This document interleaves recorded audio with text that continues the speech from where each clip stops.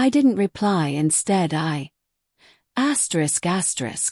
The message arrived at 6:42 p.m., glowing on my screen like a burning fuse. Don't call me for 2 hours, I'm busy. Just that. No explanation. No emoji. No warmth. My wife never texted like that. For a moment, I simply stared at the words, feeling something cold and unfamiliar creep up my spine. Something I had spent months convincing myself didn't exist. Suspicion.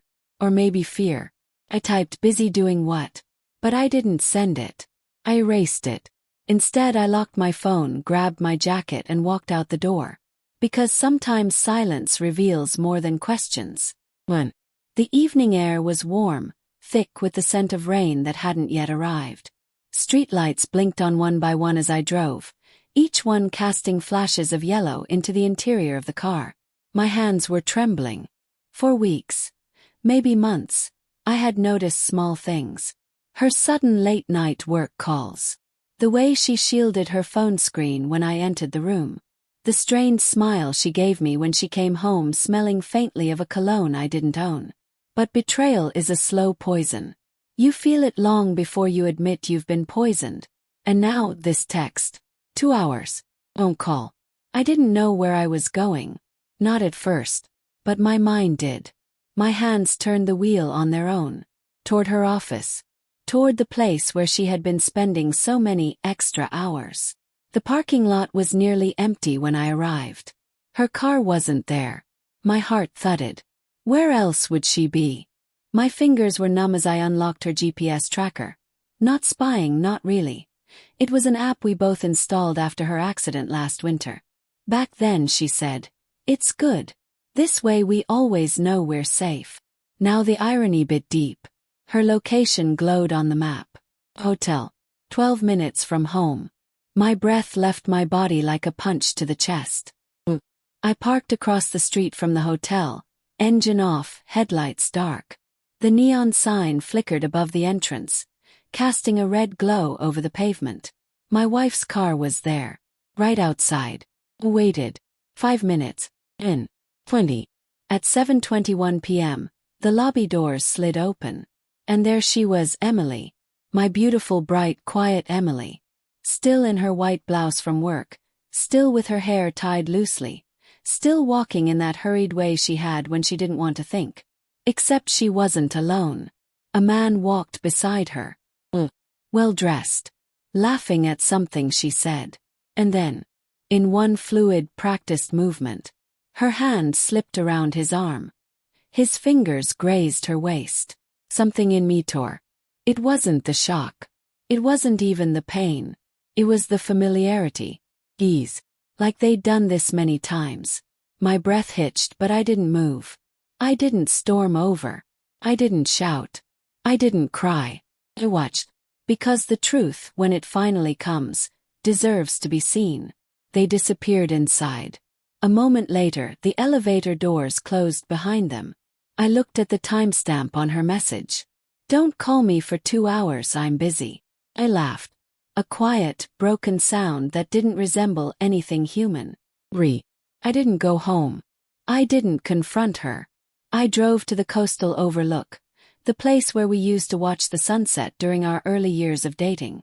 We hadn't been there in over a year. She always said, maybe next weekend. But next weekend never came.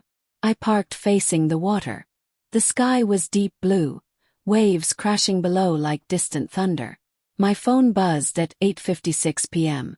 Emily. On my way home. Sorry, long meeting. Exhausted. I stared at the message. My thumb hovered over the keyboard. Then I typed. Drive safe. Nothing else. No accusation. No anger. Just the politeness that grows between strangers. She got home at 9:18 p.m. I was already sitting on the couch, pretending to read. Her footsteps paused in the hallway. Maybe she sensed something. Maybe guilt made her heavier. Hey, she said softly, walking in. You ate. No. You should've. I grabbed something on the way home. Sorry. My throat burned with unspoken truth. So, that meeting. She froze slightly. It was tiny, almost invisible. But I saw it. Yeah, she said. Super draining. She wouldn't meet my eyes. She smelled different. Not her perfume. Not mine. Something expensive. Masculine. She kissed my cheek mechanically. Barely a touch, and went to shower. I listened as the water ran. I imagined her washing off him. His touch. His scent. His hands. I closed the book I wasn't reading. 5. The next day she was cheerful. Suspiciously so. Want pancakes? She asked, tying her hair. Sure. You okay, babe? You seem quiet. Didn't sleep well. That sucks. She leaned over and hugged me. I'm here. I'm here. My chest hollowed. She wasn't here. Not last night. Not for weeks. But I hugged her back because that's what love makes you do.